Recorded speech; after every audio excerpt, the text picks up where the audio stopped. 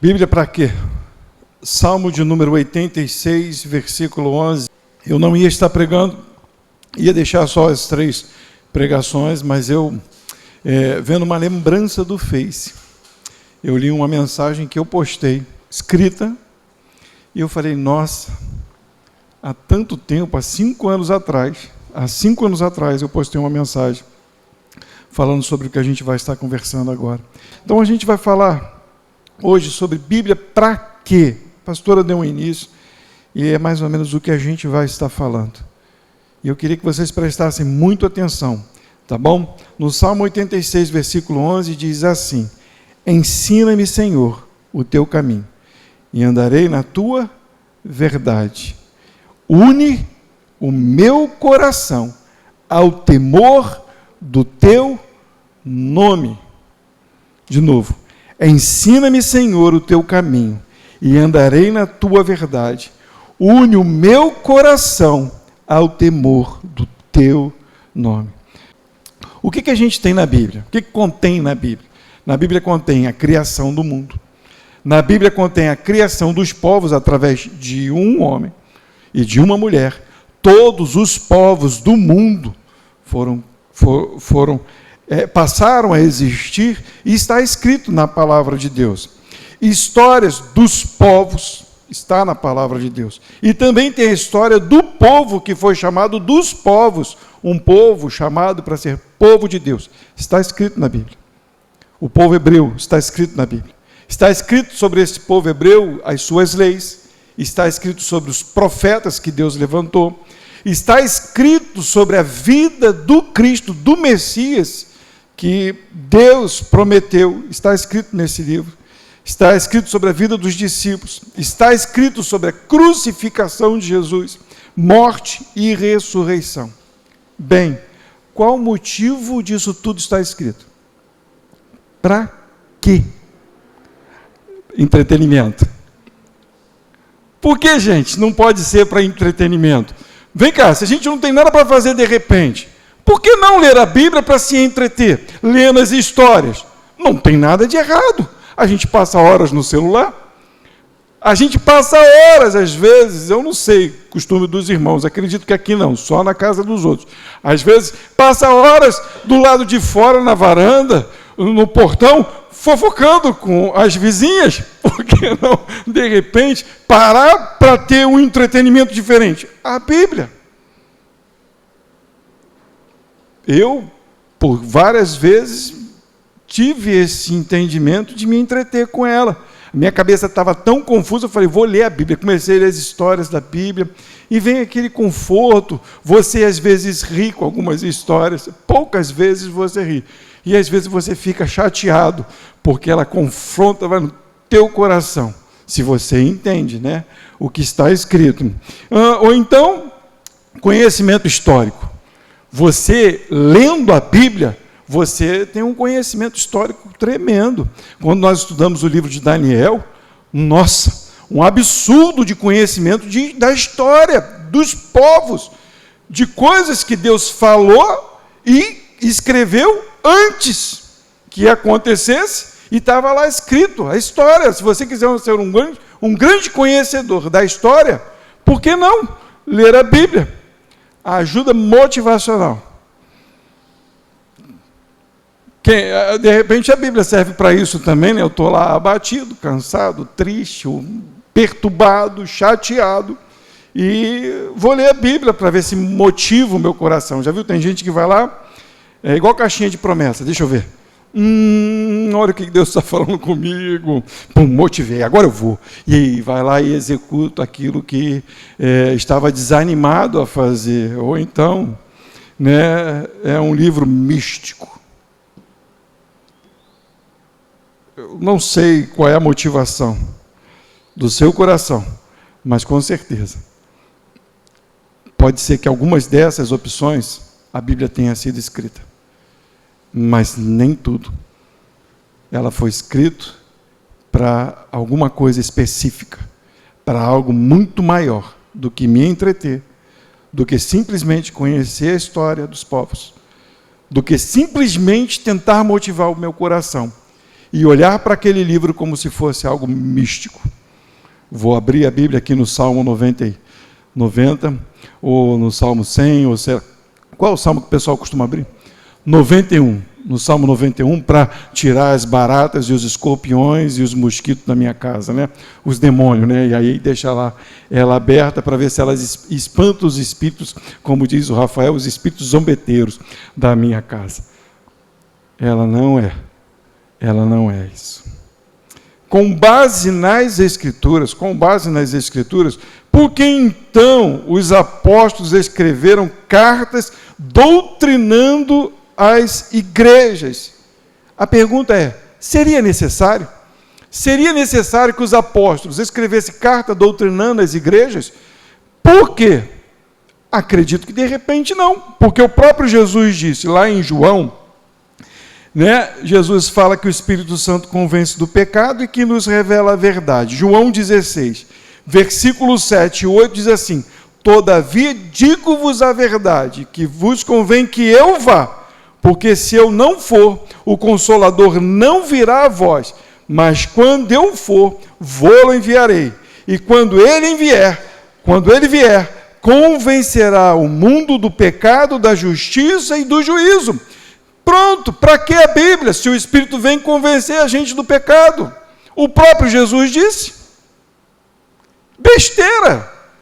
É só a gente levantar a mão para Jesus, né, dizer, Jesus, o Senhor foi, mas o teu Espírito veio, então, que eu seja convencido que agora eu ande no teu caminho. Não está escrito? E não é assim que as pessoas falam, está escrito? É assim que a gente confronta as doutrinas erradas. Entenderam? A gente confronta assim. Se lá falou alguma coisa, eu venho aqui e digo, a palavra diz ao contrário, é assim que a gente confronta. A gente não está falando mal, a gente está falando da palavra de Deus. Porque se eu só ler esse versículo, eu vou dizer que eu não preciso ler a Bíblia. Eu não preciso buscar orientação. O próprio Jesus disse, não é o que está escrito? Não é ele que convence? Para que eu quero a Bíblia? E é verdade. Então, para que serve? Qual a sua necessidade?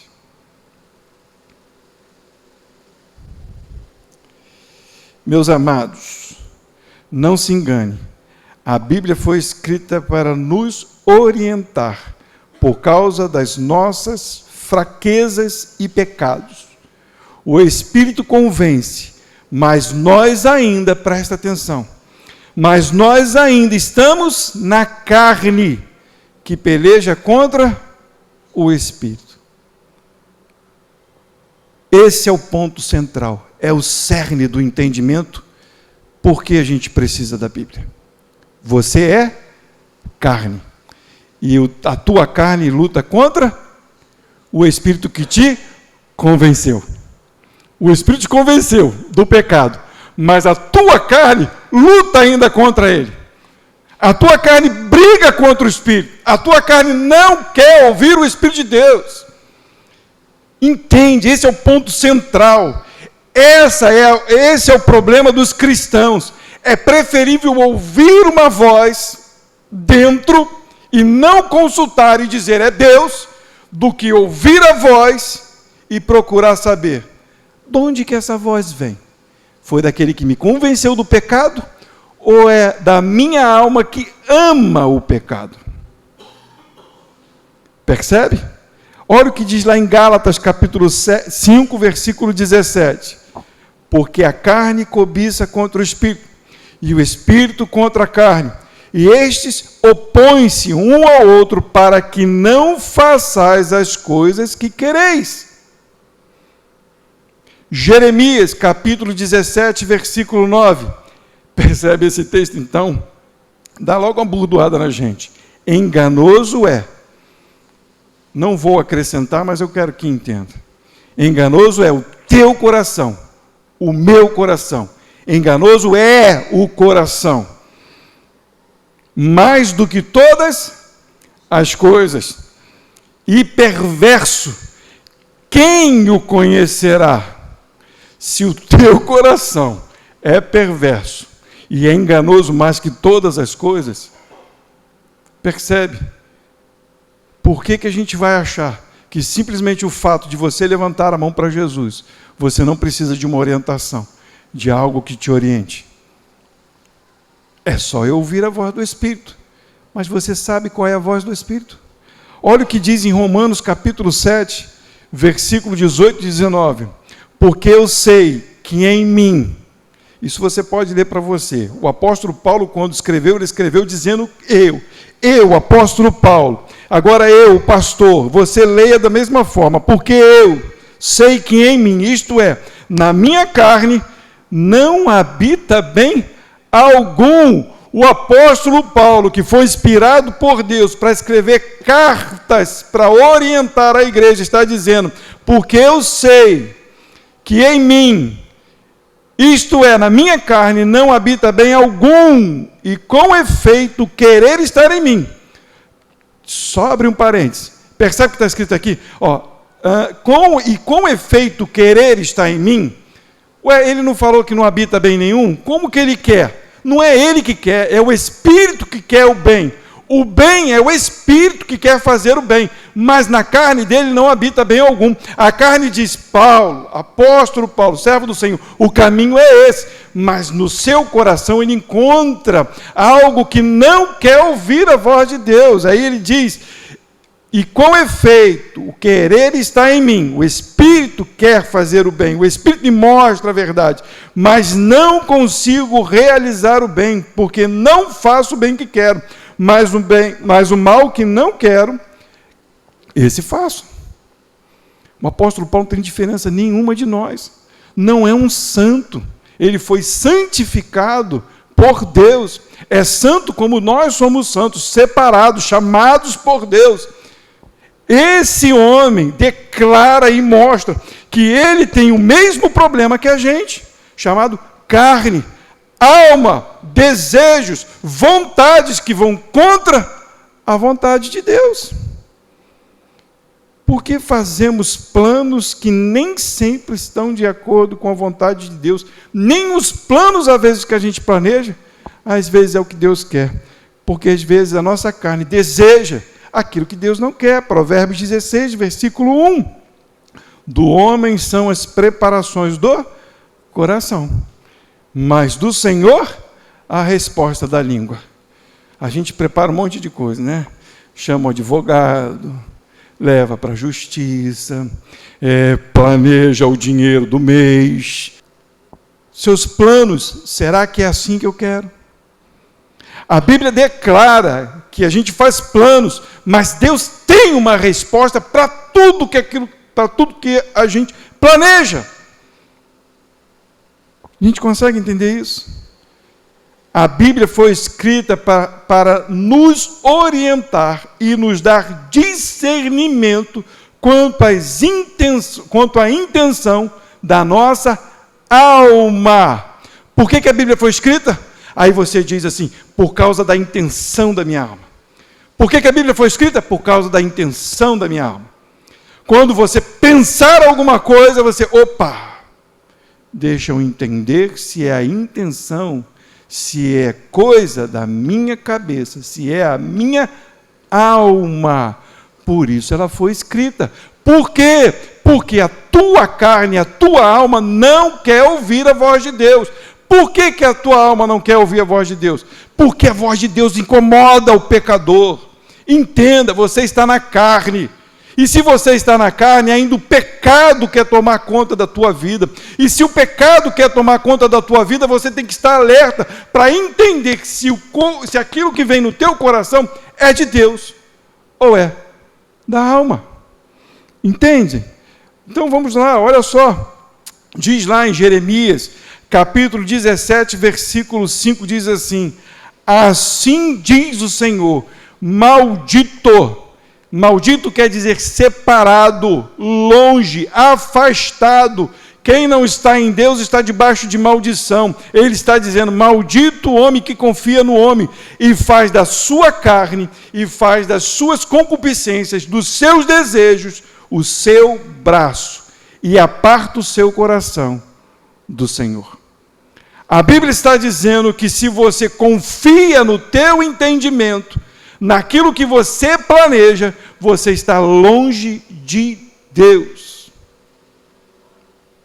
Diz mais em João, 1 João, carta de João, capítulo 4, versículo 1, diz assim: amados, não creiais a todo espírito, mas provai se os espíritos são de Deus, porque já muitos profetas se têm levantado no mundo. Entenda, nem tudo que os outros falam, qualquer lugar, até aqui, qualquer igreja que conta uma história para você, é de Deus. A Bíblia diz: provai os espíritos. Como que se prova?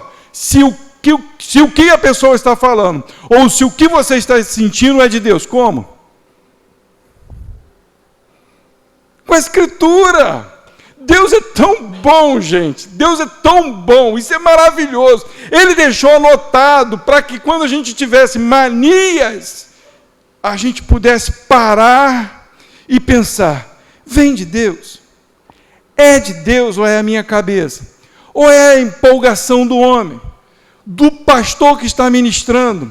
Porque às vezes até a palavra, né, com jeito de levar, nos empolga. Olha, o pastor disse uma palavra, já entendi, eu vou. Tá, mas você parou para entender se realmente é de Deus? Não estou pedindo para ninguém ficar catedrático na Bíblia. Não, não é impossível. Vocês estão diante de uma pessoa aqui que penou nos estudos. Eu tinha que estudar hoje, no outro dia, estudar na hora, e chegando em cima da prova, estar com o livro na mão estudando, porque senão, tudo aquilo que eu estudei já era. Eu li isso aqui, amanhã eu já não sei o que eu li para vocês. E eu não estou mentindo para vocês. A minha cabeça, ela entende até o momento, depois ela esquece. Eu fui chamado assim. E aí Deus chama a minha atenção que eu não posso bobear. Meu filho, se você tem uma cabeça ruim, se você tem uma cabeça que não grava as coisas direito, o que você tem que fazer? Persistir. Não tem a cabeça igual da Luli, que conta uma coisa aqui, e daqui a 10 anos ela vai lembrar aquilo que ela falou. Ou a cabeça da Cristina, que fala uma palavra, ela canta um louvor de 1500, lá no descobrimento do Brasil. Eu não sou assim. Eu não sou assim. Vocês podem sair correndo. Esse pastor é doido. Ele é meio ruim, então vou embora, vou para outra igreja. Fica à vontade, gente. Mas o pastor de vocês é assim. É assim. Cada um tem uma cabeça, mas cada um tem que entender. Com muito entendimento e lembrança, ou com pouco entendimento, ou quase cabeça vazia, você e eu precisamos buscar a orientação de Deus. A Bíblia continua dizendo assim, olha só o que fala aqui: por isto tem tantas heresias, manias, regras, frases de efeitos, manipulações, palavras motivacionais e daí por diante. Por isso cremos que só as Escrituras podem dar discernimento e direção ao servo de Deus. 2 Timóteo, capítulo 3, versículos 16 e 17 diz: toda a Escritura, não é parte dela, não é um momento dela, não é uma letra dela, não é um livro dela, é toda a Escritura, de Gênesis a Apocalipse. A Escritura era tida só como o Antigo Testamento, mas os apóstolos, eles vieram doutrinando, mostrando o que estava escrito no Antigo Testamento. Então, faz parte da Escritura. Então, toda a Escritura é divinamente inspirada. Deus deu entendimento aos homens para escrever, e proveitosa para ensinar, para repreender, para corrigir, para instruir em justiça, para que o homem de Deus seja perfeito e perfeitamente instruído em toda boa. Como que você pode praticar uma boa obra se você não conhece a palavra de Deus, não conhece as ideias de Deus, não conhece os planos de Deus? Você não é um obreiro, você é um cara que faz frases de efeito, você tem manias, você motiva as pessoas pelas palavras suas, mas não pela palavra de Deus. A palavra de Deus é tão interessante que ela não atrai multidão. Quando Jesus pregava para a multidão, a multidão corria. Quando Jesus fazia milagre, a multidão... Por isso que a gente falou do milagre que aconteceu com a Penha, assim como que aconteceu com a Lúlia. Nós vimos o joelho da Lúlia ser curado, mas eu não concordo nem um centavo com as doutrinas que eram pregadas na igreja. E eu morro, mas eu não vou discordar da palavra de Deus. Se os irmãos ficarem chateados, pode ficar chateado. Mas entendo, o meu compromisso é levar vocês a entender qual é a intenção do coração daquele que prega e do seu coração em receber o que está sendo pregado. Está escrito, não inventei. Se o meu compromisso é esse, a gente precisa entender qual é o meu compromisso. É com quem? Para quem então a Bíblia? É só ouvir o que os outros estão falando. Aconteceram várias e várias coisas com a gente quando nós saímos do ministério. Várias e várias coisas, visões, dons, coisas loucas, que eu nem comento. Por quê? Para que não vire doutrina. Porque não interessa. Eu posso até testemunhar de algumas coisas, mas eu não falo que é fato. Por quê? Porque não é doutrina. Aconteceu comigo. Como eu sei que aconteceu muitas coisas com os irmãos. Mas o que é doutrina? O que me dá entendimento? O que me firma em Cristo? A palavra de Deus. Aconteça o que acontecer, seja como for. O que vai te trazer a estrutura para entender o que o Espírito está dizendo, a palavra de Deus. Porque é ela que vai confrontar a tua alma, o teu intelecto. Por mais inteligente que você seja, entenda, o cara pode ser catedrático. Falei certo? Então não sabe. O cara pode ter um doutorado. Eu conheço pessoas que têm doutorado, mas não entendem pata-choca de nada de Deus. Por quê? Porque não tem o Espírito de Deus junto com a palavra de Deus, são só filósofos. Mas Deus pode usar uma mula, tipo o pastor de vocês, usado pelo Espírito de Deus. Desculpa a expressão, é só para a gente poder ter um entendimento da distância. Para Deus nós somos todos iguais. Todos, aqui não tem diferença nenhuma. Deus usa uma criança. Deus usa um doutor da lei. Lá na igreja que a gente trabalha, eu acredito até que um dos meninos vão estar aqui, não sei nem se ele vai ver, que é o menino que eu falo para vocês, que ele quer pregar aqui e quer cobrar, né? Eu falo, vou falar, ó, e ele deve trazer o pastor Roberto na quinta-feira. Mas a ideia, eu não assisto escola dominical. Sabe por que eu não assisto escola dominical? Porque eu já sei o que o professor vai falar, eu sou seminarista. Triste. Porque se uma criança falar que o Senhor é meu pastor e nada me faltará, e o Senhor estiver tocando aquela criança e tocando aquele que está ouvindo com o seu Espírito, aquela palavra, o Senhor é meu pastor e nada me faltará, que todos os dias a gente ouve, vai fazer sentido. Eu vou compreender a largura e o comprimento da glória de Deus. Então não tem doutorado ou não tem analfabeto diante de Deus, tem o seu Espírito e a sua palavra nos corações. Não faça, não faça, de jeito nenhum, não faça da Bíblia um livrinho de autoajuda. Não faça isso. Quer ver um exemplo de autoajuda? Eu vou usar o exemplo que a gente gosta, né, que as mulheres geralmente gostam, a gente vem conversando no carro, né, Kátia? A Kátia, vou te expor só um pouquinho, tá bom, Kátia? A Kátia hoje passou o dia diante do guarda-roupa, experimentando roupas. E aí uma roupa ficava muito larga, a outra roupa ficava muito apertada. E a Kátia acha que está um absurdo de gigante, né? Nossa, meu Deus do céu. Nossa, eu estava assim, meu Deus, né? Como está gigante. Aí, mas eu acho engraçado, não estou falando que seja errado você se olhar e ver se a roupa está boa. Mas tem pessoas, percebe o que eu vou dizer. Por exemplo, a gente vai usar o exemplo da glutonaria. A pessoa come. E aí um dia alguém, com uma palavra motivacional, disse para ela: sai dessa tua vida, isso vai acabar com você, está estragando a tua saúde, sai dessa tua vida. Sabe por quê? Porque o teu corpo é templo do Espírito Santo. Glória a Deus, aleluia, é verdade, porque a Bíblia fala isso. E aí, você é motivado agora a ser fitness, e puxa peso, e faz esteira, e corre, e faz natação, e você se torna um filé, bonitão, tipo pastor assim, saradão, né? Aí fica, né, daquele estilo, tipo nós dois, né? Assim, a gente nem subiu no telhado para não dar problema. Mas tudo bem, esquece isso. Aí fica todo bonitão. Aí você diz assim: viu o que Deus fez pela minha vida? Eu era um obeso.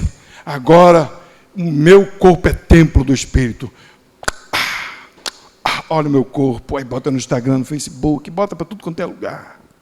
Olha o que Deus fez por mim. Gente, são palavras motivacionais. Você só mudou de um lado para o outro porque você não se arrependeu por causa da glutonaria. Entende por que a gente lê a Bíblia? Você vai ouvir e vai dizer: é certo, é isso mesmo, faz um esporte. Claro! Se você está, como é que fala? Sedentário, faz um esporte, né, Jesus? Jesus correu da musculação, o médico já falou para ele que ele tem que fazer um exercício. Mas eu não vou falar para ele que ele vai se tornar mais crente só porque ele está malhando. Agora o templo dele está lindo para o Senhor, não está, porque ele continua pecador. Se ele não se arrepender, com toda a musculação, com toda a formosura, botando uma peruca para esconder a careca, vai continuar indo para o inferno, porque não tem salvação para quem não se arrepende. Gente, isso é palavra de Deus. Quando eu olho para a palavra de Deus, eu tenho que entender o que ela está me falando verdadeiramente. Palavra motivacional só te tira de um lugar e te põe no outro. Meu colega recebeu uma palavra motivacional. Cachaceiro. Bebia, e fumava. O médico chegou para ele e disse assim: meu camarada, você ama a sua família? Você vai morrer. Cara, você vai morrer e você vai deixar a sua mulher bonita do jeito que é para outro cara. Pum, despertou. Jogou o cigarro fora e a bebida. Não bebe. Com medo de perder a mulher. Mas com isso ele ganhou a salvação? Sarado! O fígado dele está inteiro de novo. Foi motivado a mudar o objetivo. Mas continua pecador. Estão entendendo? Porque recebeu uma palavra de motivação, não uma palavra do Espírito Santo, misturada com a palavra de Deus. A Bíblia é o livro de regra, fé e prática do cristão. É o nosso medidor, né? A Bíblia faz com que a gente, aliás, com que nos faz medir até onde a gente pode ir, até onde a gente não pode ir. É nivelador, né? Quanto às nossas emoções, para que a gente entenda se é a nossa alma, se é o Espírito de Deus. Nossa bússola, ela nos ensina o caminho, para que quando ouvirmos ou sentirmos algo, vejamos na Bíblia se realmente é, e na verdade é, e se verdadeiramente é verdade de Deus, e não simplesmente emoções e desejos carnais do coração ou de corações em conflitos com a verdade. Eu sei que ficou redundante, mas eu vou ler de novo. Olha só. A Bíblia é o livro de regra, fé e prática do cristão, nosso medidor, nivelador, nossa bússola, para que quando ouvirmos ou sentirmos algo, vejamos na Bíblia se realmente é na verdade, e se de verdade é verdadeiramente verdade de Deus.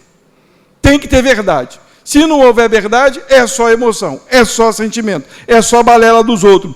Não, e não simplesmente emoções e desejos carnais do coração, ou de corações em conflito com a verdade. Entenda, não é para chatear a igreja. O nosso coração, por mais boa vontade que ele tenha, às vezes está desagradando a Deus. Já viu aquela pessoa que diz assim, eu não fumo, eu não bebo, eu vou para o céu? Nunca adulterei, nunca roubei ninguém, vou para o céu? É só uma boa intenção. Porque a Bíblia diz que ele é pecador e que todos estão debaixo do pecado, e se não houver arrependimento, não há salvação para ninguém. É o que a Bíblia diz. Por isso nós pregamos a Bíblia. Aí fala lá, em 2 Timóteo, capítulo 4, versículo 3 e 4, porque virá tempo em que não suportarão. Gente, não é só para o mundo, não, é para a gente também. Tem hora que a gente não suporta as verdades de Deus. Dói às vezes quando você acha que está fazendo certo e ele vem e fala que você está fazendo errado. Já pensou? É igual, geralmente com os adolescentes é assim. Os adolescentes eles querem fazer, né? Quando a gente é adolescente era assim. Aí vem o pai assim, e o pai e a mãe falam assim, não é assim, não é desse jeito. Caraca, você sabe de alguma coisa? Já está velho. Ah, brincadeira. Deus trata a gente assim. Vocês estão andando por caminhos errados. Caramba, eu achei que estava fazendo tão certinho. Aí vem Deus e fala, não, está errado. Ele quer te edificar, Ele quer te confrontar para que você entenda que você depende dEle. Diz assim, porque virá tempo em que não suportarão a sã doutrina, mas tendo coceira nos ouvidos, amontoarão para si doutores, conforme as suas próprias concupiscências, e desviarão os ouvidos da verdade, voltando às historinhas, fábulas. Hoje o que mais acontece são doutores nos púlpitos, pessoas cheias de entendimento, cheios de conhecimento, mas sem a vida de Deus neles. Mas as pessoas olham para eles e dizem, nossa, é o que eu estou sentindo. Não olhe para um homem e se compare a ele. Veja se isso vem de Deus. O cara lá está falando lá, cheio de emoção, das coisas que ele viveu, e você diz, eu vivi a mesma coisa. Então o que ele está falando é verdade. Muitos hoje têm adulterado a palavra de Deus, dizendo até que você pode divorciar, dizendo que você pode largar a sua mulher, dizendo que você pode fazer o que você quiser da sua vida, basta você ter intenção e um coração puro diante de Deus. Cuidado, gente, cuidado, não olhe para os homens. As igrejas estão lotadas de doutores. Por que elas estão lotadas de doutores? Porque tem gente para dar ouvido. Por que a situação está assim? Porque tem gente para financiar, não é? Se não tem ninguém para financiar, vai ter? Não, mas tem. Tem gente para aplaudir, os cabras lá, tem gente para se ajoelhar diante deles, falar, é o cara, vai lá que o cara faz. Então, lota. Dá para a gente entender? Como devo ler a Bíblia? De que maneira? Percebe? Leia a Bíblia, primeiro, orando, suplicando e temendo a Deus. Isso nós não fazemos. Oh, Deus, tenha misericórdia das nossas vidas. Leia a Bíblia, orando, suplicando e temendo a Deus. A gente lê a Bíblia porque às vezes tem que trazer uma palavra. A gente lê a Bíblia porque aconteceu algum problema em casa e eu quero buscar uma resposta de Deus.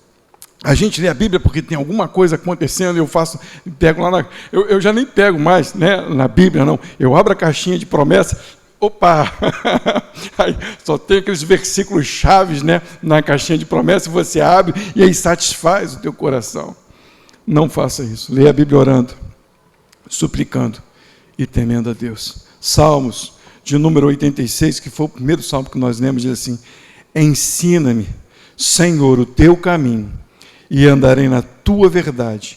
Isso é lindo demais. Une o meu coração ao temor do teu nome. Sabe o que está dizendo aí? Ensina-me o teu caminho. Mas Deus, o meu coração é enganoso que mais todas as coisas, que eu te tema quando o Senhor estiver me ensinando os teus caminhos. Eu estou pedindo, me ensina agora que o meu coração tema ao Senhor, que a minha alma, os meus desejos se calem diante da tua poderosa mão. Temam diante do Senhor. Quando ler a Bíblia, entenda, é a palavra de Deus. Ele está falando diretamente com você. Está falando diretamente comigo. Então nós temos que ter temor. Deus está falando comigo. Senhor, fala ao meu coração. E que esse coração em conflito ouça a tua voz com temor. É isso que está falando. O salmista está dizendo exatamente isso. Salmo de número 111. Versículo 10 diz assim: o temor do Senhor é o princípio da sabedoria. Bom entendimento tem todos os que cumprem os seus mandamentos. O seu louvor permanece para sempre. Quer ser sábio? Tema a Deus. Quando ler a palavra de Deus, tema a Ele. É Ele que está falando.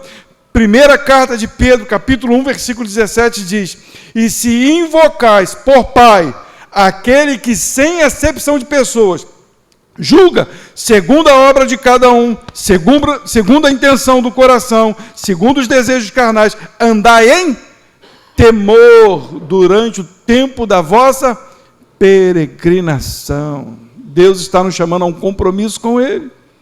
Tema Ele, não faça as coisas de qualquer jeito, não devemos levar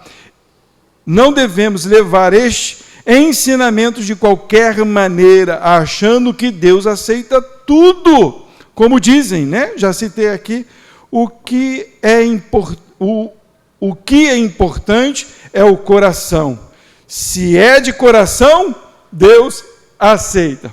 Não é assim que as pessoas falam? Se você sentiu paz no teu coração, então Deus aceitou. Aonde está escrito isso? Isso é conversa do povo. Nem sempre quando Deus fala, traz paz ao coração. Nem sempre, meus irmãos. Quando Deus fala, Ele tem que revelar o que está primeiro no seu coração. Cuidado, Deus conhece os corações, sabe qual é a intenção. Concluímos que quem escuta é de Deus, e quem não escuta não é de Deus. O próprio Jesus disse isso lá em João capítulo 8, versículo 47, diz assim: quem é de Deus, escuta as palavras de Deus. Por isso vós não escutais, porque não sois de Deus. Quem não tem Jesus, não pode ouvir Deus. Jesus está falando para doutores da lei, pessoas que conheciam o Pentateuco, pessoas que idolatravam as Escrituras, pessoas que tinham os pergaminhos, que liam, que eram reverenciados pelo povo. Se o que eles falavam era lei naquela época, então Jesus chega para eles e diz para eles: vocês não têm Deus. O Deus que vocês dizem que vocês têm, vocês não têm. Porque é mentira a pregação de vocês. Porque se vocês escutassem a Deus, vocês cumpririam a vontade de Deus. Esse é outro problema que tem. Tem pessoas que conhecem a Bíblia de cabo a rabo, de um lado para o outro. Até de cabeça para baixo ela consegue ler a Bíblia. Debaixo d'água, né, sem fôlego, dormindo, ela consegue até citar versículos bíblicos. Mas só sabe. A vida dela é completamente contrária daquilo que está escrito. Assim eram os fariseus, assim eram os saduceus, porque não ouviam. Quem não ouve a Deus, não é de Deus. E como a gente ouve a Deus, pastor? Jesus é a palavra de Deus. Ele tem que estar no teu coração. O pecado leva o homem às profundezas de sua alma perversa e orgulhosa, a nadar na imensidão do vazio sem Deus. Mas a Escritura, pelo Espírito de Deus, revela o pecado no homem, leva o homem a mergulhar nas correntezas de sua vontade. Irmãos, nadar contra a maré de Deus é se afogar, sem experimentar o mais importante da sua palavra, que é o nosso amado Jesus. O pecado leva o homem às profundezas da sua alma perversa e orgulhosa, a nadar na imensidão do vazio sem Deus. Mas as Escrituras, pelo Espírito de Deus, revelando o pecado no homem, leva o homem a mergulhar nas correntezas de sua vontade. Quer dizer, não tem como você nadar, é levado pelas correntezas.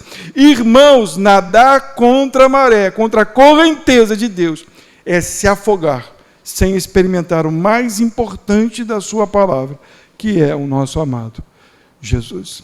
O último versículo diz, João capítulo 5, versículo 39, examinai as Escrituras, porque vós cuidais ter nelas a vida eterna, e são elas que de mim testificam.